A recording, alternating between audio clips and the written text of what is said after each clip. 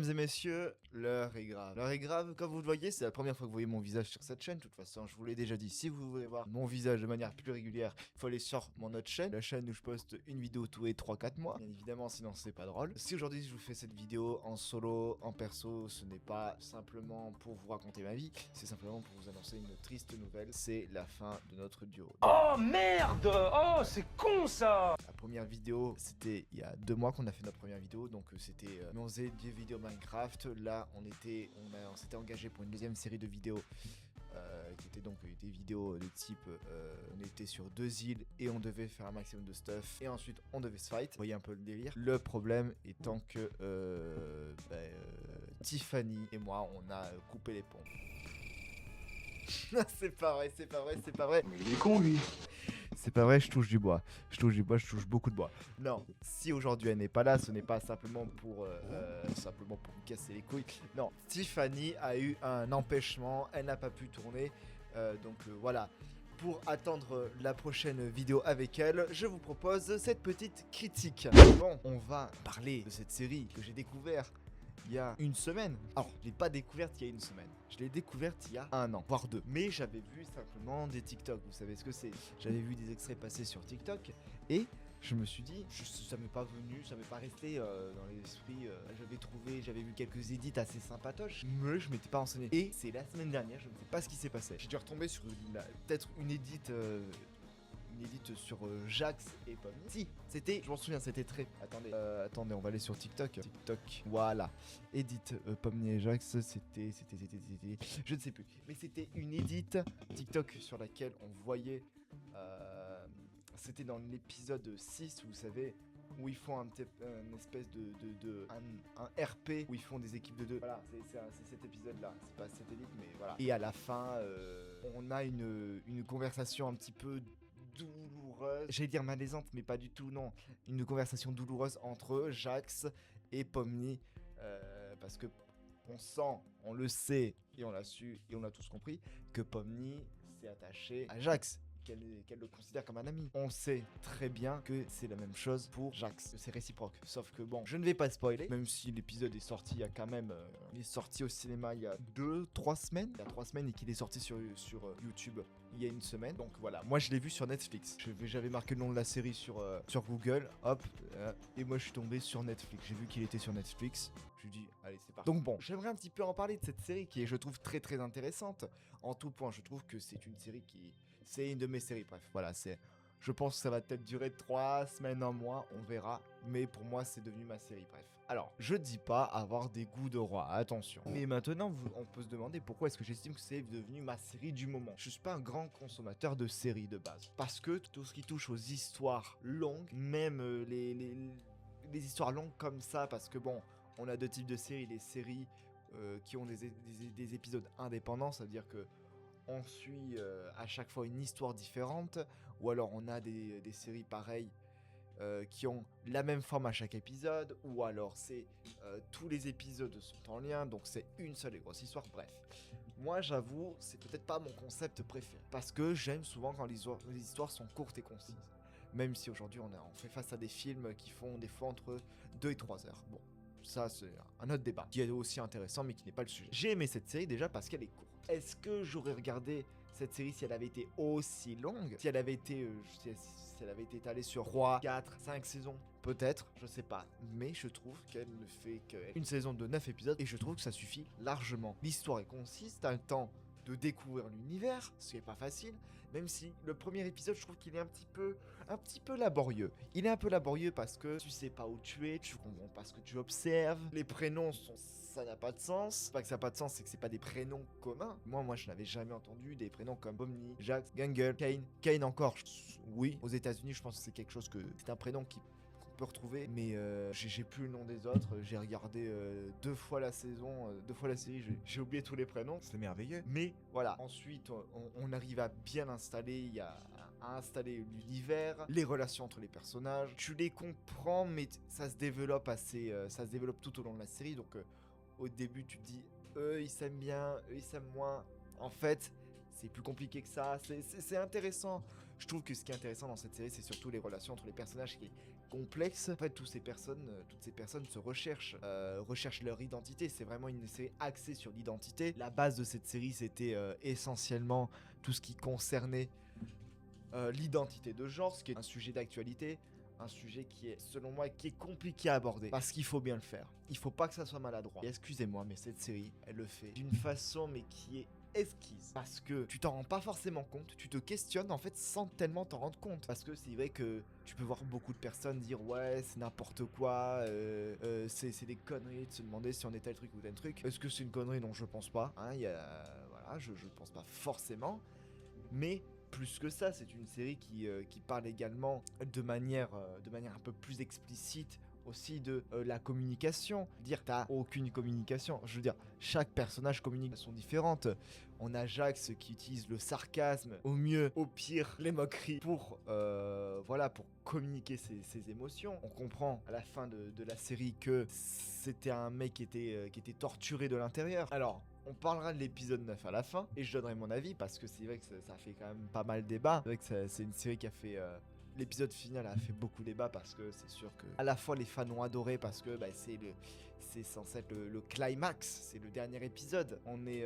c'est là où c'est bizarre, c'est à la fois là où tout pète, mais à chaque fois c'est compliqué. C'est un épisode qui est rythmé de par les flashbacks. Alors, j'ai vu des gens qui n'aimaient pas le fait qu'il y ait des flashbacks. Moi j'adore la présence de flashbacks. Il y en a qui disent qu'il y a trop de flashbacks. Non, les flashbacks sont utiles pour expliquer l'histoire. Je disais que j'allais parler du 9e épisode plus tard, mais finalement j'en parle maintenant, que voulez-vous. Et voilà, des personnages, parce qu'on a qui d'autre? On a Tac, Jax, Pomni, Kane qui est donc l'IA, à la fois, en fait, si j'ai compris, Kane, c'est à la fois le présentateur, l'admin, parce qu'on est dans une sorte de jeu vidéo. Donc c'est un peu l'admin, l'administrateur un petit peu de tout ça. Qu'est-ce que c'est ici? Je suis en train de me faire pire. Wesh, y'a Kane et Bubble. Oh merde. C'est sympa. Delecting. Ah oui, j'ai eu peur, j'ai cru que mon PC allait s'étendre. Ok, non. On a aussi donc Kane qui est un petit peu l'administrateur, qui était donc un petit peu celui qui contrôlait les aventures et qui était de base possédé par une IA qui a fini par foutre la merde. Bref, je vais pas m'attarder sur ça. On a aussi Gangle. Attendez, ça se trouve, je me plante de perso. Ah merde, je suis con, c'est pas Gangle. Merde, Gangle c'est celle... Merde, c'est celle qui a le masque, qui passe sa vie à pleurer. Oh merde. Oh le con, je me suis trompé de personnage. J'ai vu la série 2 fois, j'avais encore oublié les blasts des persos. Merde, c'est Gangle, celle qui ressemble. Alors c'est un mélange entre un masque un masque et un espèce de ruban. Pas si ça fait quoi que ce soit, mais du moins ça fait un écho. Et de plus... que dire de ce personnage? Bah, c'est bizarre parce qu'au début, je l'aimais pas trop. Parce qu'elle faisait que pleurer. Je comprenais que c'était son identité, son caractère. Donc bon, qu'est-ce que vous voulez que je vous dise? J'ai fini par m'y attacher à la fin. Parce que elle se faisait, mais retourner la gueule. Elle se faisait martyriser par Jax. Et j'ai fini vraiment par avoir de la peine pour elle. Heureusement, vous allez me dire. Mais c'est un personnage qui est touchant. Tu sens qu'elle a... En fait, ce qui est cool, c'est qu'elle a à la fois... Elle essaie de faire au mieux qu'elle puisse, mais elle se met très souvent... Elle se dénigre souvent. Ce qui est normal, ce qui peut être le cas de beaucoup de gens, des gens qui ont aucune confiance en elle. Elle se demande souvent si elle est capable de faire les choses. Et justement, dans l'épisode... comment ça s'appelle? Dans l'épisode 5, où elle gère un fast-food, tu sens qu'elle est investie. Bah justement, c'est celui-ci, ouais. Est-ce que c'est celui-ci? C'est un des rares... C'est le seul épisode où elle porte un masque de comédie, donc où elle est heureuse, mais en fait, tu sens qu'elle fait semblant d'être heureuse. Donc c'est bien parce que ce personnage incarne la dépression. Le fait qu'il y ait des gens qui soient dépressifs, que malheureusement, c'est quelque chose qui peut chez beaucoup de gens, qu'elle essaie de se battre, mais c'est quelque chose qui est un petit peu comme qui t'emprisonne l'esprit. C'est terrible. C'est une maladie, comme on a dit, la dépression. Donc je trouve que ça incarne plutôt bien. Ça incarne bien, c'est de par ce visage, ce changement d'émotion qui est caractérisé dans la série par le masque qui se casse. C'est bien illustré. Bref, donc voilà. Et pour en revenir à cet épisode où ils sont dans un fast-food, ça m'a fait de la peine. Ça m'a fait de la peine parce que tu sens qu'elle essaie de faire au mieux, mais personne fait d'effort. Enfin, c'est pas que personne fait d'effort parce que t'as merde. Kinger, c'est le roi. Ouais, c'est lui. Alors, lui n'y est pas dans cet épisode. Je sais il s'est caché pour pas participer. Je ne sais plus pour quelle raison. C'est Zooble. Zooble. Est-ce que c'est Zooble? Tu as. Oui, Zooble. Donc c'est elle. Zooble qui est l'aigri de service. A raison, je pense. Je n'ai plus. C'est un des personnages. Pas qui m'a le moins marqué, mais c'est un des personnages dont je me souviens le moins, même si c'est elle qui balance le plus de jurons, qui fait des doigts à la caméra. J'aime bien le côté censure. J'aime bien le fait que ça soit parce que c'est pas une série d'animation pour les enfants. Je suis désolé. Pour moi, ce n'est pas une série d'animation, même si c'est un côté cartoon. Ce n'est pas une série d'animation pour les enfants. C'est déjà plus pour les grands. Parce que il y a cette phrase qui me dit, il y a cette phrase qui m'a marqué de Zooble qui dit quand Ken lui demande mais qu'est-ce que tu veux vraiment? Et il dit mais moi je veux des relations sexuelles. J'étais en mode c'est grave, d'accord. Ouais, pourquoi pas? Mais j'avoue, ça m'a fait sourire, donc c'est vrai. T'as Zooble, bon, c'est celle qui fout le moins la merde. Disons les choses, c'est celle qui s'en sort le mieux parce que même si elle est grise, elle essaie de faire en sorte de faire au mieux. Pareil, elle se cherche. Elle, c'est vraiment, comme je vous disais, c'est un des personnages qui représente le mieux la quête d'identité de par son skin qui change tout au long de la série, qui se stabilise, je crois, à l'épisode 5 ou 6. Donc ça c'est cool, qui est donc qu'on reconnaît de par sa tête triangulaire et son corps d'haricot. Est-ce qu'on a voilà, son corps en forme d'haricot, mais t'as ses jambes, ses bras qui changent à chaque fois. On a qui d'autre en personnage? On a merde, Ren Glunk, non, ça on s'en fout. On a Ragatha, plus je m'en souviens de ce personnage. Ragatha qui se prend de la sauce stupide qu'il a fait comme si elle était défoncée. Et c'est incroyable parce que pareil, Ragatha c'est un personnage qui est un peu comme Zooble. Attendez, c'est bien Zooble. Au début, j'ai du mal à m'attacher de par son côté un petit peu trop avenante, beaucoup trop même. Mais je me suis pris d'affection pour elle parce que tu sens que c'est quelqu'un qui fait partie des plus anciennes. Je crois que ouais, elle est dans le groupe, c'est Jax. Non, c'est pas Jax le plus ancien, c'est Kinger. C'est Kinger le plus ancien. C'est Kinger, donc le roi, qui a été un des développeurs du cirque digital, de ce cirque digital, et qui est au courant des secrets, mais qui a une particularité, Kinger, qui dès qu'il n'a plus le sceau, il devient complètement débile, disons les choses, et qui n'a aucune mémoire, mais quand on lui remet le sceau sur la tête, il devient intelligent, il devient déjà plus intelligent, et il devient déjà plus ouvert. Je pense que ça, son côté stupide et un petit peu introverti, pas introverti, bah, ça vient justement du fait qu'il soit en fait introverti. C'est une métaphore des gens introvertis qui en public vont peut-être avoir tendance à avoir un caractère, qui vont essayer de s'adapter tant bien que mal au groupe, mais qui dès qu'ils vont être le seau sur la tête, ça représente un petit peu le fait il y voit rien, mais à la fois tu sens que je sais pas comment le décrire, c'est un petit peu compliqué. T'as l'impression qu'il est un petit peu déjà plus rassuré du fait qu'il ne voit pas les autres. C'est peut-être il a peut-être une phobie sociale, on sait pas, je ne sais pas, je ne suis pas un professionnel. Voilà, je trouve qu'il représente bien les introvertis. Donc voilà.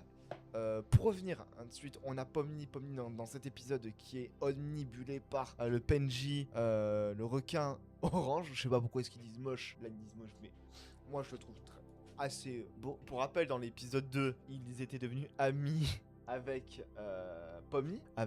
Et à la fin de l'épisode, donc ils reviennent dans le circuit, dans le cirque, et Kane le bute en 2 secondes top chrono. Ça, j'ai trouvé ça magistral. Hein. Ça, c'était beau. Hein. Alors ça, j'en ai vu des morts. Alors celle-là, c'était beau. Hein. Alors celle-là, c'était quelque chose. Hein. C'était quelque chose de très, très, très, très, très spice. Mais bon, que voulez-vous, on fait avec ce qu'on a. Pomni, ça l'avait traumatisé parce que c'était en fait un peu la première personne à qui elle se confiait. Oui, c'est ça. C'était la première personne à qui elle se confiait réellement, à qui elle parlait, elle avait un peu parlé de l'extérieur parce qu'elle disait que les personnages de l'extérieur sont intéressants. Alors, est-ce qu'elle parle des personnages du cirque ou est-ce qu'elle parle des personnes qui vivent dans la réalité? Je ne sais pas, je ne sais guère. Je pense qu'elle parle des gens du cirque. Donc déjà le fait qu'elle dise qu'ils sont intéressants, ça montre déjà le fait qu'elle est nouvelle, qu'elle a peut-être un peu du mal à s'intégrer, peut-être pas, mais surtout qu'ils sont spéciaux en fait. Quand tu dis que quelqu'un est intéressant, ça veut dire qu'elle est un peu spéciale cette personne, pas péjorativement. Voilà. Donc voilà, il revient dans cet épisode, comme je disais, sauf que il ne la reconnaît pas. Est-ce qu'il ne la reconnaît pas? Est-ce qu'il l'a oublié ou est-ce qu'il ne l'a... Ou est-ce qu'il fait exprès de ne pas la reconnaître? Ma théorie, et qui je pense est commune à bien d'autres personnes, c'est qu'il fait exprès de ne pas la reconnaître. Pas pour être méchant, mais parce qu'il a peur. Pour rappel, on a donc ces personnes, les personnages principaux, donc Pomni, Jax, Ragata, Kinger, etc., qui sont les personnages principaux, les joueurs, et on a les PNJ, donc comme le requin, on a Jack, il s'appelle, ah c'est Gumigo, non c'est Gumigo, je suis trop con, il s'appelle pas Orange, bon, il est orange, mais c'est pas un requin, bon peut-être, il ressemble surtout à un crocodile je trouve, bref, Gumigo, j'avais oublié son prénom, quelle honte à moi, quelle honte j'ai envie de vous dire, donc comme je vous l'ai dit, il fait semblant selon moi parce que il a peur des conséquences que ça pourrait avoir, que Kain pourrait... il a peur des conséquences qui pourraient lui tomber dessus. Il a peur de ce qui pourrait arriver, tu le vois, de par son regard, on va le voir. Beaucoup plus d'informations sur la reproduction. C'est où? Ok, donc ouais, t'as Ragata qui est défoncée, parce qu'elle s'est pris de la sauce stupide dans l'œil. T'as Jax qui est Jax. On a qui d'autre? Attendez. Oh, on a discuté, on en a parlé, merde, c'était avant alors. Ok. Ah ouais, c'est là. Regardez ça. Tu sens qu'elle est, tu sens qu'elle a le trac. Mais tu vois dans son regard, il a les sourcils plissés, donc tu vois qu'il a de la peine, qu'il aimerait lui dire je te reconnais, mais qu'il peut pas. Tu le vois. Tu le vois dans son regard qu'il est bloqué.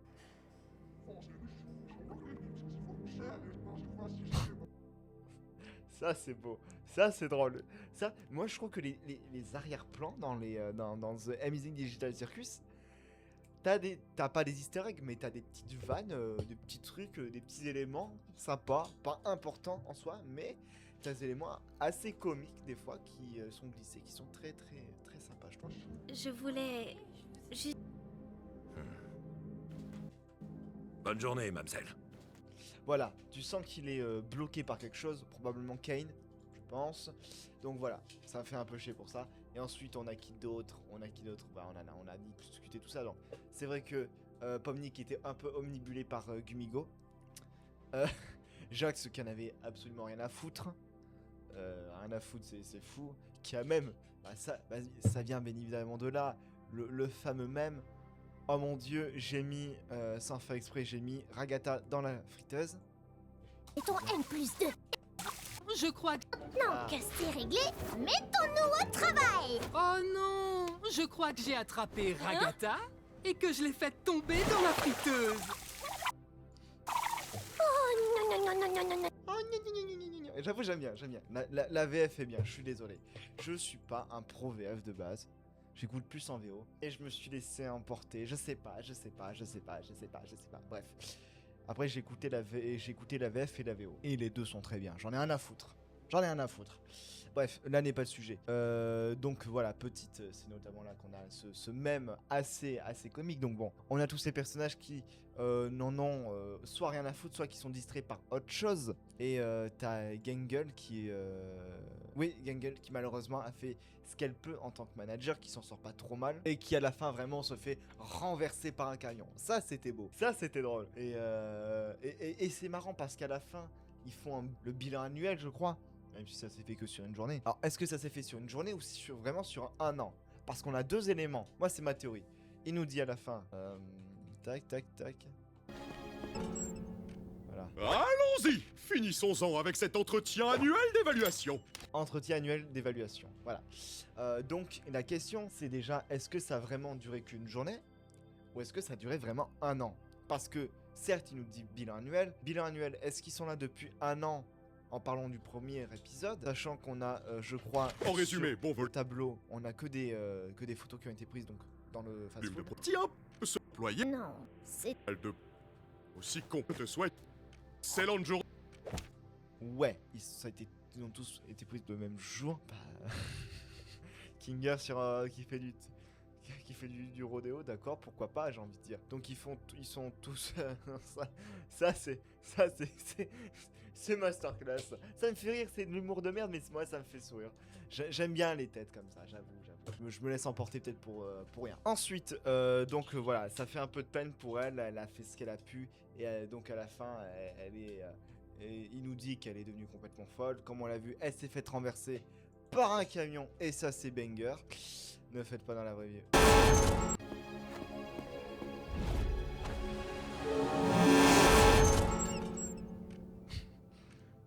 Bon, voilà.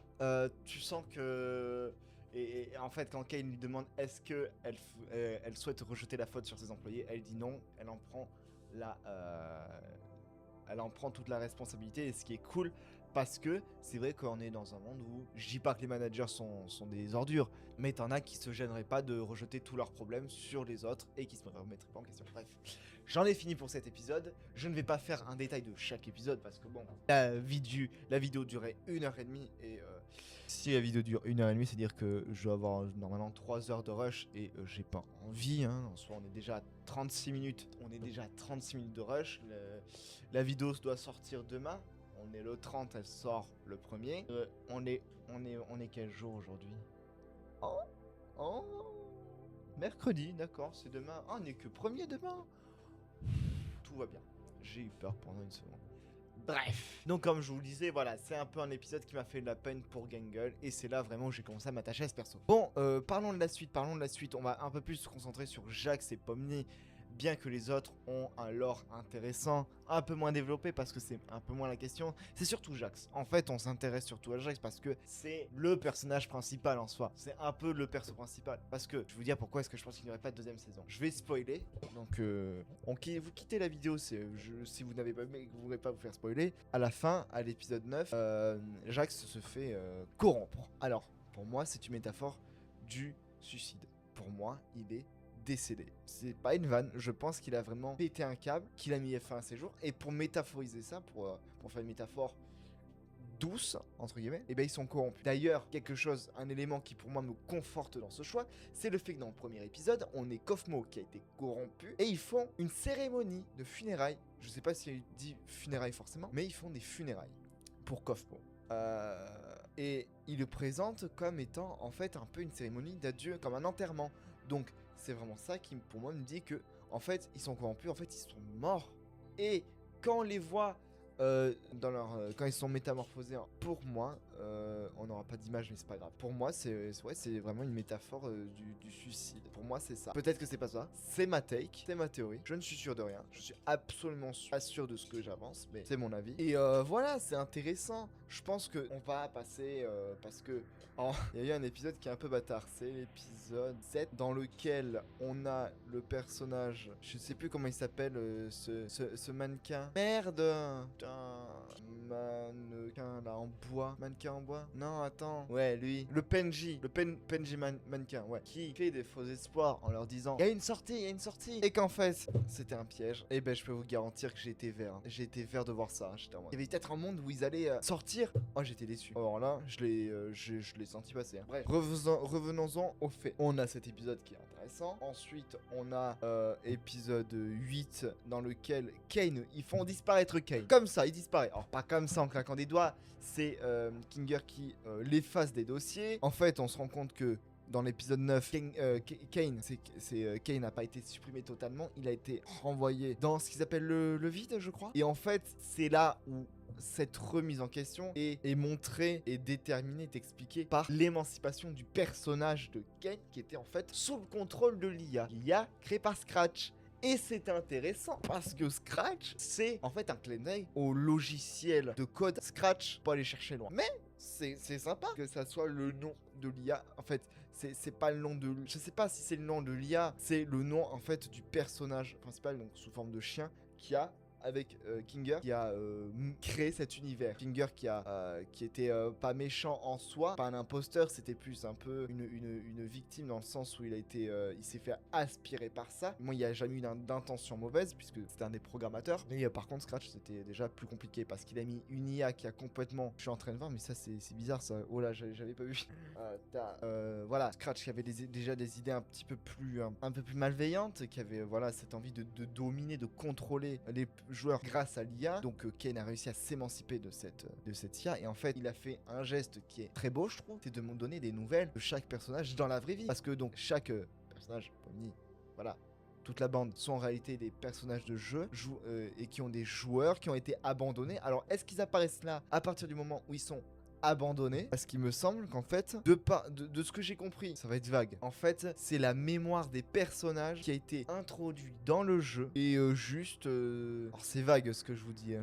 Je le vois dans ma tête, mais pour l'expliquer, c'est chiant. C'est très très chiant. Donc, c'est la mémoire des joueurs qui a été incorporée dedans, et en fait à la fin tu vois chaque personnage qui a réussi à un petit peu passer au-dessus de ses problèmes. De surcroît, je pense que l'arrivée des personnages, de chaque personnage a été en fait, à partir du moment où les personnages sont arrivés, qu'ils ont commencé, qu'ils ont eu chacun un trait de caractère qui définissait un peu les traumas de chaque personnage, en fait ça a marqué le point de départ d'un renouveau des personnes dans la vraie vie. Qu'on le voit grâce au diapo de Kane à la fin, on voit que chaque personne dans la vraie vie ont réussi à trouver à se construire un nouvel entourage, une nouvelle vie, à régler ses problèmes. Donc voilà, je pense que c'est beaucoup de choses ce cirque, mais c'est surtout un petit peu comme une espèce de dépotoir en fait des traumas qui caractérisaient ces personnes. Et de plus, je pense, c'est là où je vais aller jusqu'au bout de ma théorie sur le fait d'être corrompu. Selon moi, être corrompu, ça marque vraiment le point final de chaque trauma. Jax est corrompu de surcroît. Jax, dans la vraie vie, je sais pas comment il s'appelle, il a vraiment réussi à mettre fin à ses problèmes. Ceux qui ne sont pas encore corrompus, c'est mon avis, c'est une théorie, c'est pas forcément réel. Ceux qui sont pas encore corrompus, c'est des personnes qui sont en train de guérir de leur trauma. Donc voilà, je pense que j'ai à peu près tout dit. Je n'ai pas tout dit, bien évidemment, on va pas faire une analyse détaillée, c'est plus une analyse globale, je vous parle de la série de manière globale, de ce que j'en pense. Mais voilà, c'était plutôt sympa, j'étais content de pouvoir vous faire cette petite vidéo, quand même 45 minutes de tournage, c'est pas très long. C'est sûr qu'habituellement on tourne 1h30 avec Tiff pour les vidéos Minecraft, mais là c'est sûr que j'ai improvisé le concept, j'ai absolument rien écrit, c'est pour ça que c'était un petit peu bordélique. Ah, on fait ce qu'on peut, comment vous expliquer, on fait ce qu'on peut. Mais en tout cas, mes amis, moi je vous dis de très gros bisous. On se dit à la semaine prochaine pour une nouvelle vidéo avec Tiff si tout va bien, si jamais internet est revenu. Et en attendant, moi je vous dis kiffez votre vie. Ciao.